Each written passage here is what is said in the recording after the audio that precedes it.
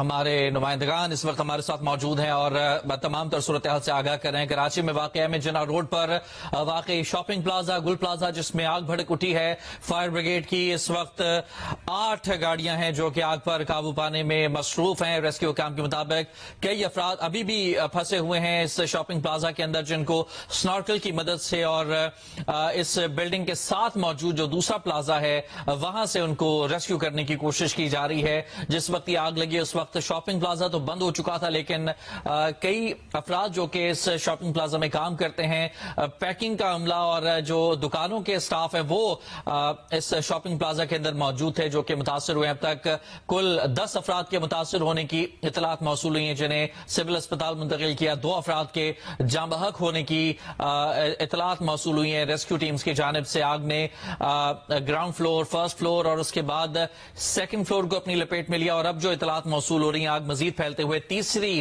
मंजिल तक जा पहुंची है। तीसरी मंजिल को भी आग ने अपनी लपेट में लेना शुरू कर दिया है और यह आग जो कि मेज़नाइन फ्लोर से स्टार्ट हुई थी अब ग्राउंड फ्लोर पर भी इस आग के असरात देखे जा रहे हैं। कमर अली मस्तोई हमारे साथ मौजूद हैं। कमर, एक दफा फिर हमारे नाज़रीन के लिए बताएगा ये किस तरह से आग शुरू हुई, कौन सी मंजिल से शुरू हुई और अब तक कौन कौन सी मंजिलें हैं जो कि आग की लपेट में आ चुकी हैं और कुल कितनी इस इमारत के अंदर मंजिलें हैं?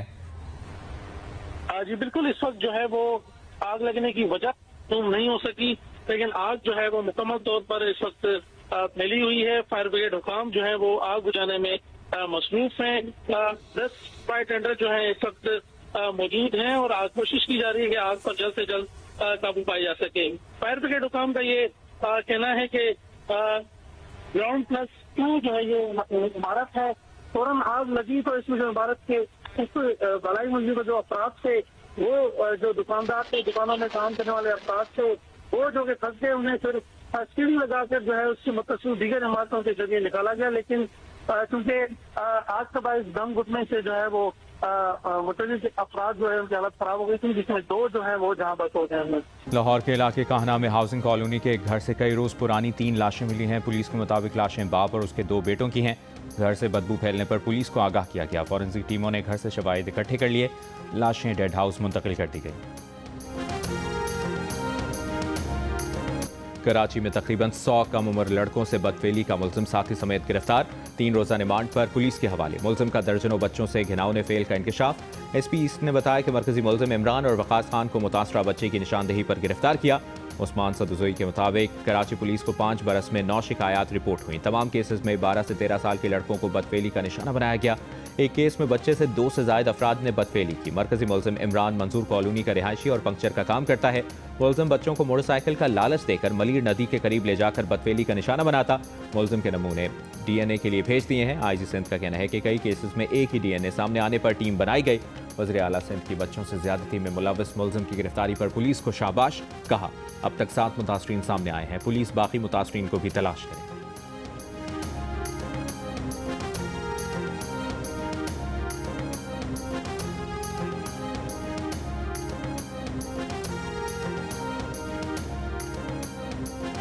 न सऊदी अरब, कतर, ओमान, न इसराइल। ईरान पर हमला न करने का क्रेडिट सदर ट्रंप ने खुद को दे दिया। कहा ईरान पर हमला न करने के लिए उन्हें किसी और ने कायल नहीं किया, उन्होंने खुद अपने आप को कायल किया। बोले ईरान ने 800 अफराद की फांसी मंसूख की, जिसका वो एहतराम करते हैं। ईरान से इजहार तशक्कुर करते हैं। इससे पहले बरतानवी रोजनामे ने लिखा था कि ट्रंप को ईरान पर हमला रोकने के लिए सऊदी अरब, कतर और ओमान ने कायल किया। अमरीकी अखबार ने दावा किया था कि नेतन्याहू ने ट्रंप को ईरान पर हमला मौखर करने का कहा। पाम बीच की तकरीब से खिताब में ट्रंप ने फिर पाक भारत जंग समेत 8 जंगें रुकवाने का जिक्र किया। वज़ीर आज़म शहबाज शरीफ के अपने बारे में अल्फाज को एजाज करार दिया।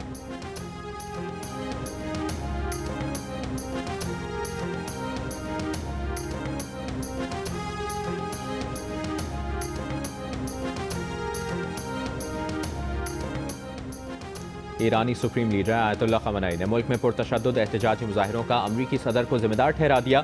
जारी बयान में कहा कि मुजाहिरों के दौरान अफवात, नुकसानात और ईरानी आवाम पर बहतान लगाने के लिए अमरीकी सदर जिम्मेदार हैं और ज़ाती तौर पर हालिया फसादात में मुलविस हैं। इससे कबल ईरानी दफ्तर खारजा ने कहा कि ईरान में पुरअमन एहतजाज को सहूनी हिमायत याफ्ता दहशतगर्दों ने पुरतशद्दुद बनाया। तशद्दुद और दहशतगर्दी में इसराइल के मुलविस होने के नाकाबिल तरदीद शवाहिद मौजूद हैं।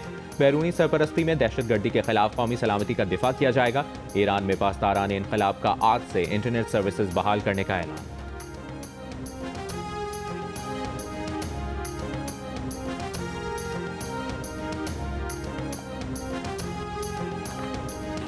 महमूद खान हो या कोई हो, मेरे लिए तो एक वो मेंबर हैं जब तक वो इलेक्टेड मेंबर हैं, मगर जो एंटी पाकिस्तान बात करेगा वो मैं रोकूंगा उसको।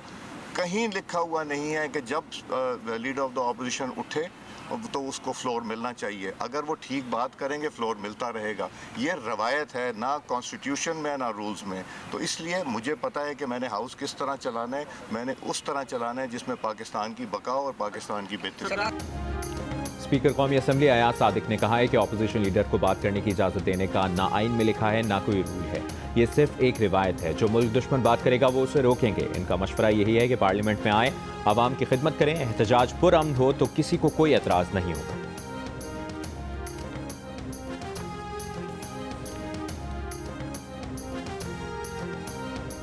सुप्रीम कोर्ट की जजमेंट्स भी हैं, कानून भी यही है कि कन्विक्टेड शख्स जो है वो मुल्क की सियासत नहीं चलाता। तो मुझे नहीं समझ आती कि उन्हें ये क्यों हर मामले में वो कहते हैं कि जो उनसे मुशावरत करेंगे। मेरे ख्याल में ऑपोजिशन को भी ये सोचना चाहिए कि सियासी मामलात भी एक मैकेनिज्म के तहत चलते हैं जो कि कानूनी भी होता है और आइनी भी होता है। जो चीज़ मुमकिन नहीं वो मुमकिन नहीं। सजा याफ्ता शख्स मुल्क की सियासत नहीं चला सकता। सुप्रीम कोर्ट के फैसले मौजूद हैं। वफाकी वज़ीर कानून आज़म नज़ीर तारिर की जियो न्यूज़ से गुफ्तगू। कहा ऑपोजिशन हर मामले में कहती है बानी PTI से मुशावरत करनी है। उन्हें समझना चाहिए कि सियासी मामलात का भी तरीक़ाकार होता है। सजा याफ्ता शख्स इसीलिए जेल में रखा जाता है कि वो रोज़मर्रा ज़िंदगी में सियासी मामलात ना करे। पार्टी में मुशावरत होती है लेकिन हतमी फैसला नवाज शरीफ करते हैं। आइनी और कानूनी तौर पर ऑपोजिशन लीडर की तकर्री का तरीक़ाकार वज़ा है। महमूद खान अचकज़ई एक पुराने सियासतदान हैं। नवाज शरीफ पुराने साथियों की कदर करते हैं। सेनेट में भी ऑपोजिशन लीडर की तकर्री का मामला जल्द हल हो जाएगा।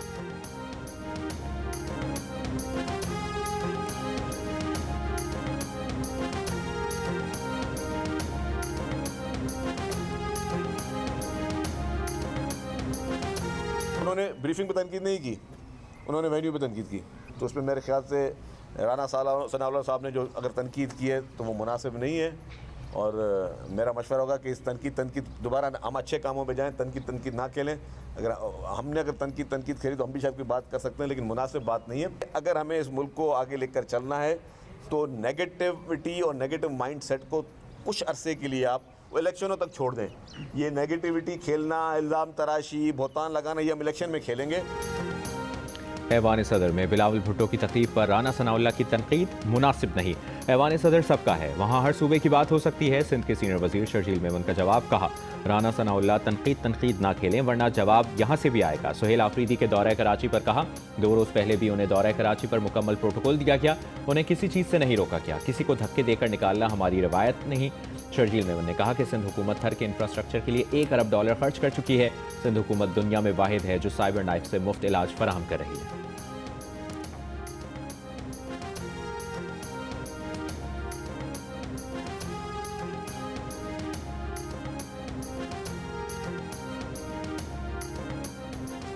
आइन एक वादा है, इसे तोड़ा गया तो रिश्ते खराब होंगे। ऑपोजिशन लीडर महमूद खान अचकज़ई का जाम शोरों में जलसे से खिताब। कहा बानी PTI की मुलाकातों पर पाबंदी गैर इंसानी है। हुक्मरानी में हिस्सा और तमाम जुबानों का एहतराम चाहिए। खारजा पॉलिसी पार्लियामेंट बनाए। खित्ते की सूरत हाल पर गोल मेज कॉन्फ्रेंस बुलाई जाए। तहरीक इंसाफ के रहनुमा असद कैसर ने कहा कि बिलावल ने 3 घंटे तकरीर की लेकिन सिंध के शहरों का हाल देहात से भी बुरा है। छोटे सूबों को NFC अवार्ड में उनका जायज़ हिस्सा नहीं दिया जा रहा। जिंदगी हमें यहाँ गुजारनी है तो फैसले भी हमें यही करने चाहिए।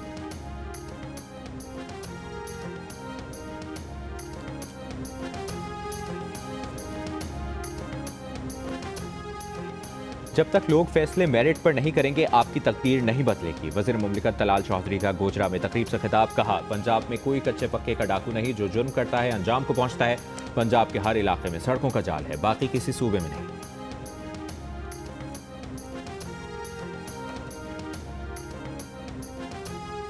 तहरीक इंसाफ के चेयरमैन बैरिस्टर गौहर ने कहा है कि अपना मैंडेट चोरी नहीं होने देंगे। आवाम अपने वोट पर डाका डालने नहीं देंगे। 2 बार मैंडेट चोरी हुआ है। 3 साल से हर जगह तहरीक चला रहे हैं।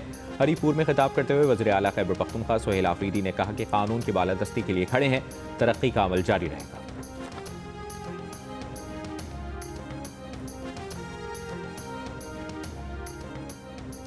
हवेलियां के करीब वज़ीर आला खैबर पख्तूनख्वा सुहेल आफरीदी के काफिले को बल्दियाती नुमाइंदों ने रोक लिया। 4 साल से बल्दियाती इदारों को फंड्स जारी न होने पर शदीद एहतजाज। वज़ीर आला की यकीन दहानी के बाद मुजाहिरीन ने काफिले को रास्ता दे दिया।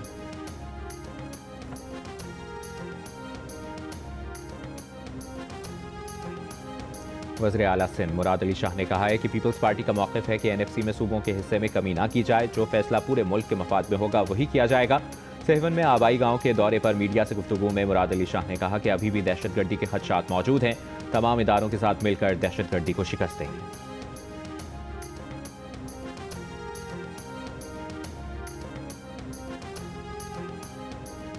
अमरीका और पाकिस्तान का दो तरफा सिक्योरिटी ताउन पर और बॉर्डर मैनेजमेंट में इश्तराक बढ़ाने पर इत्तफाक। बॉर्डर सिक्योरिटी, कोस्टल गार्ड्स और दीगर इदारों को जदीद अमरीकी आलात से लेस करने का फैसला। वज़ीर दाखिला मोहसिन नकवी से अमरीकी नाज़िमुल उमूर नेटली बेकर की आला सतह के वफ़द के साथ मुलाकात में फैसले। वज़ीर दाखिला मोहसिन नकवी ने कहा कि जदीद आलात से बॉर्डर सिक्योरिटी और कोस्टल गार्ड्स की इस्तेदाद कार में इजाफा होगा। फेडरल कॉन्स्टेबलरी की तंजीम 9, FIA और NCCIA की इस्तेदाद कार बढ़ाने में अमरीकी ताउन का खैर मकदम करेंगे।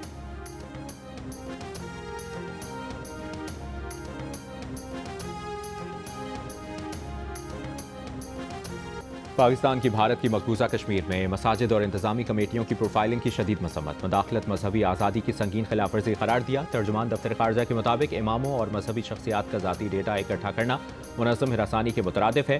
भारतीय इक़दाम का मकसद मुसलमानों में खौफ फैलाना और इबादात में रुकावट डालना है। ये इक़दाम हिंदुत्व नजरिए के तहत इदारा जाती इस्लामोफोबिया का हिस्सा हैं। कश्मीरी आवाम को बिला खौफ जबर मजहबी आज़ादी का नाकाबिल तनसीक हक हासिल है। और नवाज शरीफ के नवासे और मरियम नवाज के बेटे जुनैद सफ्दर रिश्ता अज़दवाज में मुंसलिक हो गए। चेयरमैन इस्लामी नज़रियाती काउंसिल अल्लामा राग़िब नईमी ने जुनैद सफ्दर का निकाह पढ़ाया।